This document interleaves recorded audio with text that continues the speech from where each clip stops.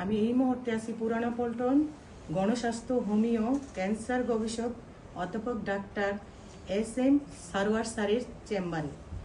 তো আসুন, আমাদের দেশে যে এই যে ক্যান্সার আক্রান্ত হয়ে মানুষের ব্যয়বহুল খরচ, আসলে এই ডাক্তার সারোয়ার স্যার হোমিওপ্যাথিক যে ট্রিটমেন্টটা, সেটাতে কীরকম খরচ বা মানুষের স্বাস্থ্যের কতটা উন্নতি বা রোগ নিরসনের জন্য কতটা এই ট্রিটমেন্টটা ভালো, সেটা আমরা ওনার মুখ থেকে শুনি। আসসালামু আলাইকুম স্যার। জি, ওয়ালাইকুম আসসালাম। হ্যাঁ স্যার, ভালো আছেন? জি, আলহামদুলিল্লাহ। আপনি কেমন আছেন? এই তো আলহামদুলিল্লাহ। স্যার, দর্শকদের উদ্দেশ্যে আপনি একটু বলেন যে গণস্বাস্থ্য